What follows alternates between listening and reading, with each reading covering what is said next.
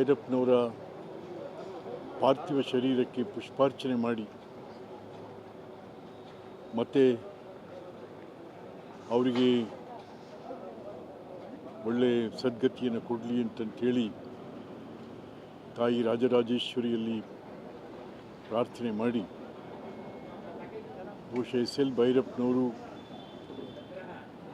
ಅವರ ಸಾಧನೆ, ಅವರ ಪುಸ್ತಕಗಳು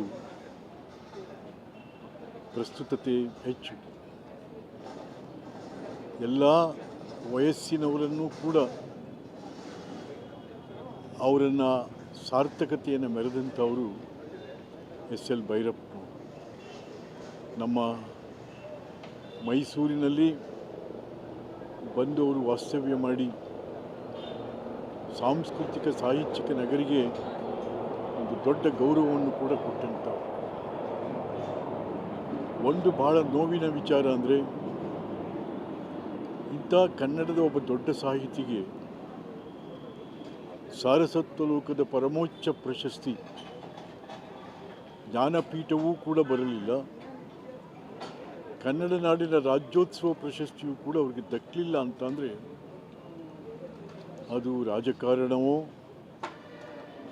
ಅಥವಾ ಸರ್ಕಾರಗಳ ಉಪೇಕ್ಷೆಯು ಇದು ಆಗಬಾರ್ದು, ಈ ರೀತಿ ಆಗಬಾರ್ದು. ಯಾಕೆಂದರೆ ಎಲ್ಲರೂ ಕೂಡ ಮಂತ್ರಿ ಮುಖ್ಯಮಂತ್ರಿಗಳ ಆದಿಯಾಗಿ ಬಂದು ಮಾತಾಡ್ತಾರೆ.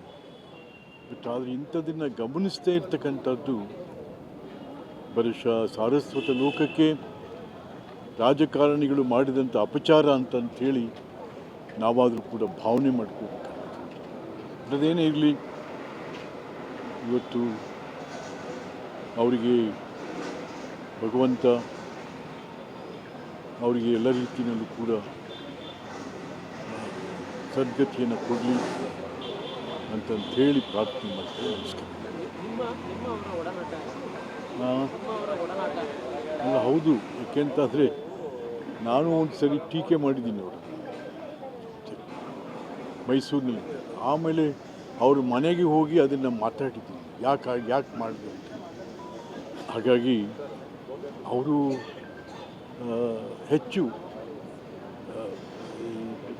ಸಾರ್ವಜನಿಕರ ಜೊತೆ ಬೆರೆತವರು. ಬಹುಶಃ ಕನ್ನಡ ನಾಡಿನಲ್ಲಿ ಸಾರ್ವಜನಿಕರ ಬೆರೆತು ಹೆಸರು ಭಾಳ ಅಪ್ಯಾಯಮಾನ ಆಗಿದ್ದಂಥದ್ದು ಕುವೆಂಪು ಅವರು.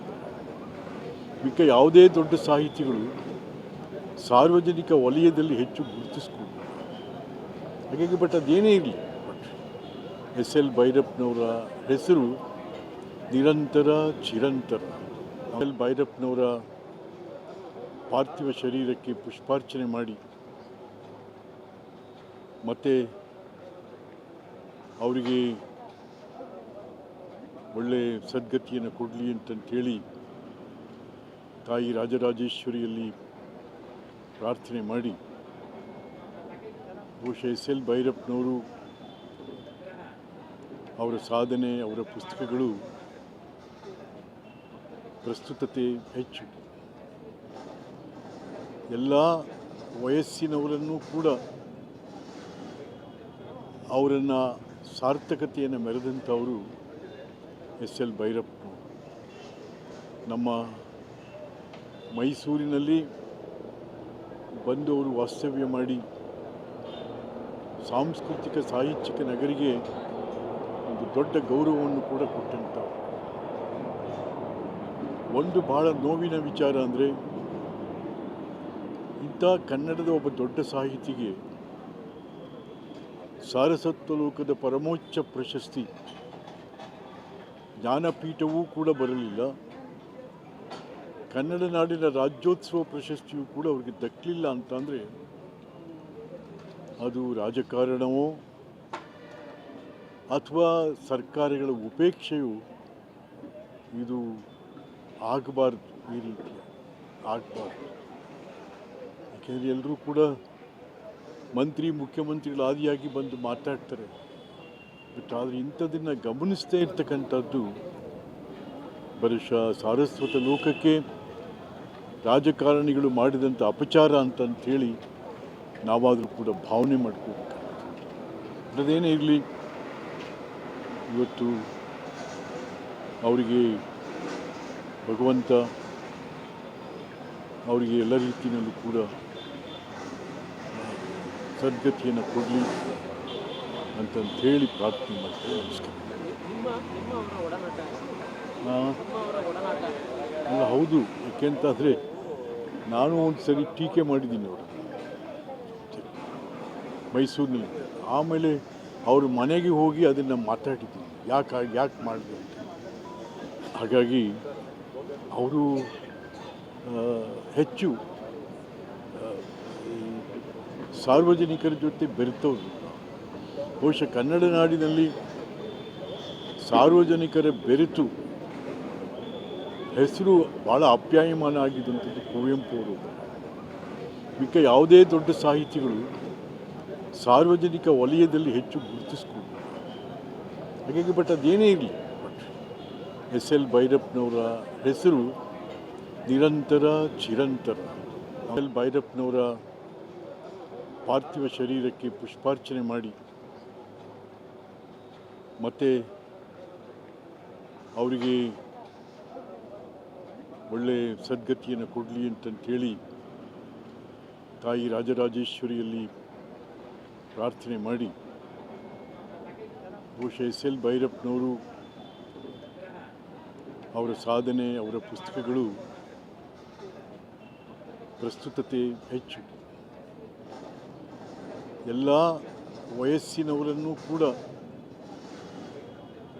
ಅವರನ್ನು ಸಾರ್ಥಕತೆಯನ್ನು ಮೆರೆದಂಥವರು SL ಭೈರಪ್ಪನವರು. ನಮ್ಮ ಮೈಸೂರಿನಲ್ಲಿ ಬಂದು ಅವರು ವಾಸ್ತವ್ಯ ಮಾಡಿ ಸಾಂಸ್ಕೃತಿಕ ಸಾಹಿತ್ಯಿಕ ನಗರಿಗೆ ಒಂದು ದೊಡ್ಡ ಗೌರವವನ್ನು ಕೂಡ ಕೊಟ್ಟಂಥವ್ರು. ಒಂದು ಭಾಳ ನೋವಿನ ವಿಚಾರ ಅಂದರೆ, ಇಂಥ ಕನ್ನಡದ ಒಬ್ಬ ದೊಡ್ಡ ಸಾಹಿತಿಗೆ ಸಾರಸ್ವತ ಲೋಕದ ಪರಮೋಚ್ಚ ಪ್ರಶಸ್ತಿ ಜ್ಞಾನಪೀಠವೂ ಕೂಡ ಬರಲಿಲ್ಲ. ಕನ್ನಡ ನಾಡಿನ ರಾಜ್ಯೋತ್ಸವ ಪ್ರಶಸ್ತಿಯೂ ಕೂಡ ಅವರಿಗೆ ದಕ್ಕಲಿಲ್ಲ ಅಂತಂದರೆ ಅದು ರಾಜಕಾರಣವೋ ಅಥವಾ ಸರ್ಕಾರಗಳ ಉಪೇಕ್ಷೆಯು ಇದು ಆಗಬಾರ್ದು. ಈ ರೀತಿ ಆಗಬಾರ್ದು. ಯಾಕೆಂದರೆ ಎಲ್ಲರೂ ಕೂಡ ಮಂತ್ರಿ ಮುಖ್ಯಮಂತ್ರಿಗಳ ಆದಿಯಾಗಿ ಬಂದು ಮಾತಾಡ್ತಾರೆ.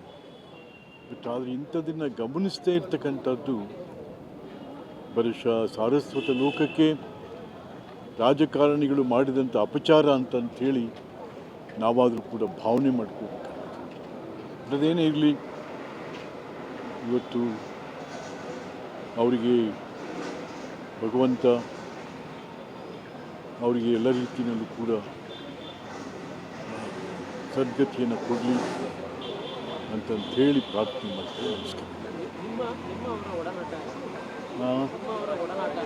ಅಲ್ಲ, ಹೌದು. ಯಾಕೆಂತಾದರೆ ನಾನು ಒಂದು ಸರಿ ಟೀಕೆ ಮಾಡಿದ್ದೀನಿ ಅವರು